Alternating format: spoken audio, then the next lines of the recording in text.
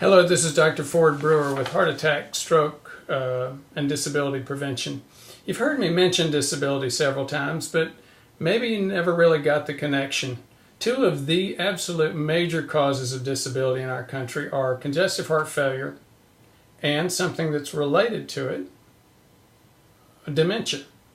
I'm going to be talking about those today, mostly on congestive heart failure. What causes it?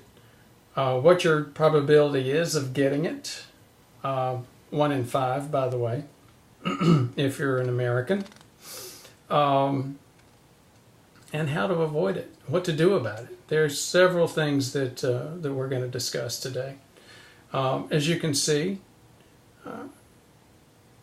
this gentleman's not in a good space. You're not in a good space when you have significant advanced congestive heart failure. Now, speaking of significant advanced congestive heart failure in patients lying in bed on oxygen, you could say, well, Brewer, you're into prevention, so why are you talking about that? Well, just very briefly, prevention covers a variety of areas. We could have this discussion, and I could say, primary prevention is me helping you realize that you've got risk factors with your age or insulin resistance, and help you avoid the problem from that level.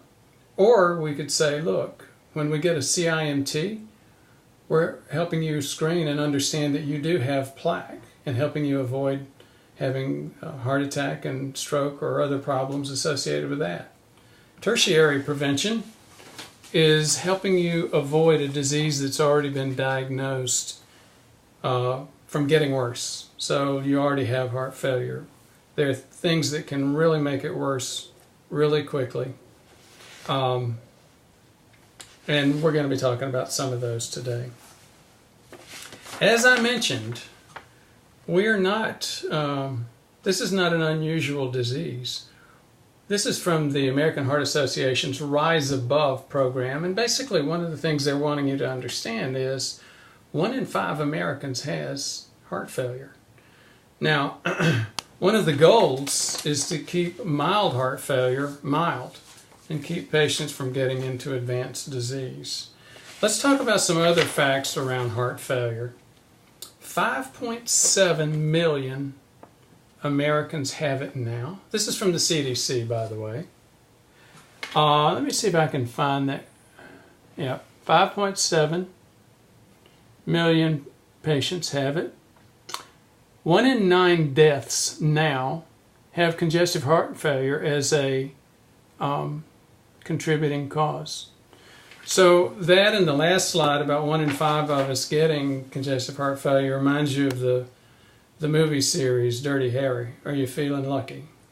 The probability is either you or a loved one is going to run into this problem.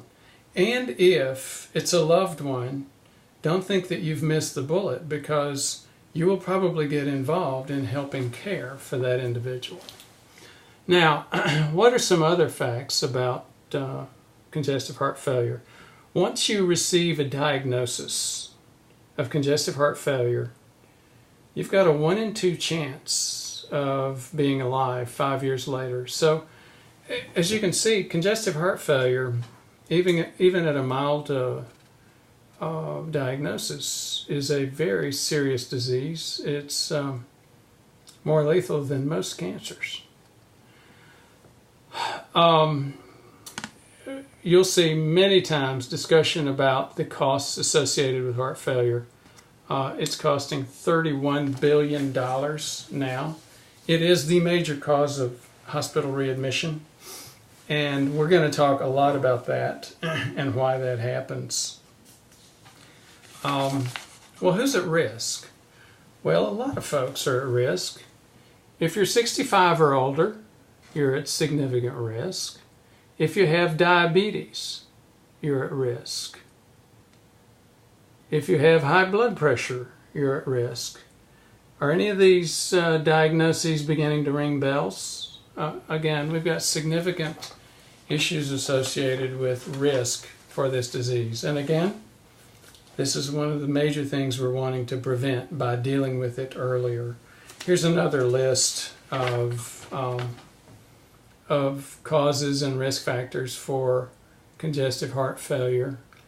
Coronary artery disease, obviously, if you have a heart attack, by definition, a myocardial infarction, or what we usually call heart attack, is loss of blood flow to significant chunks of the heart, and you lose the pump mechanism or the function of that area of the heart. You have multiples of those, or you have big ones, you lose major function of the heart.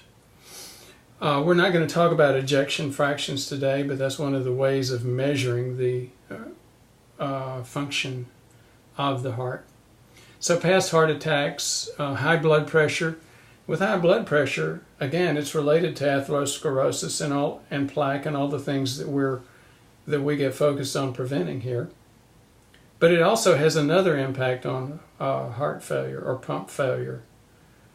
High blood pressure, it provides the resistance against which the heart has to pump.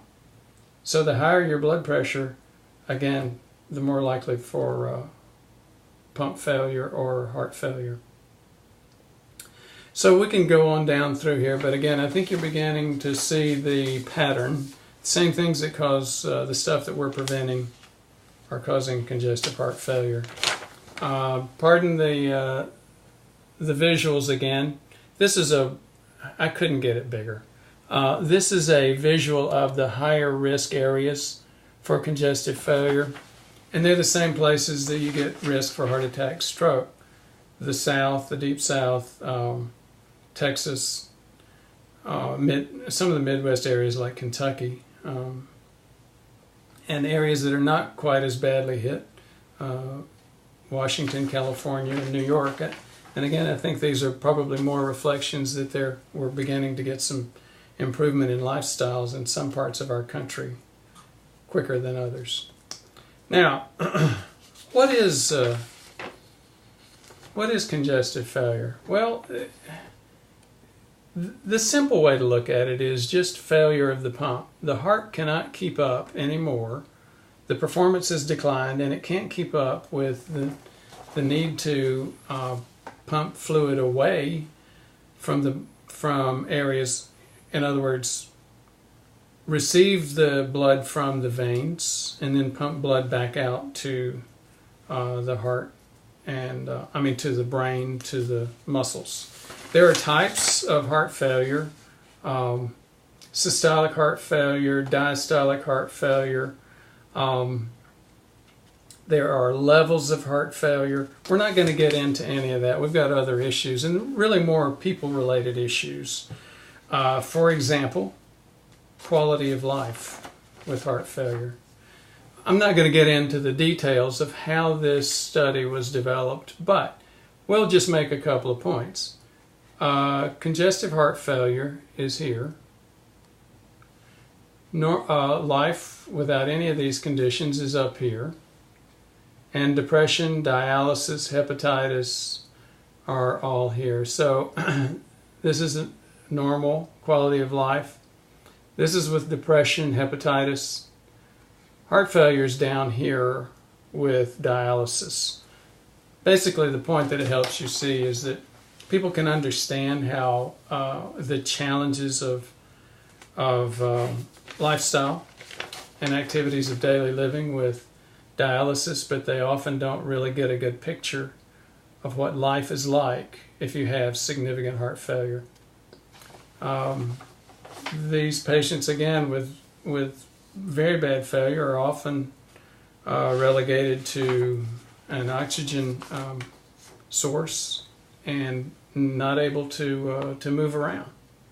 Now, there are things that we can do, though, and that's what we're going to be talking about a little bit later. We're going to do that in part 2. This is going to be a little bit bigger subject than just one video. Thank you.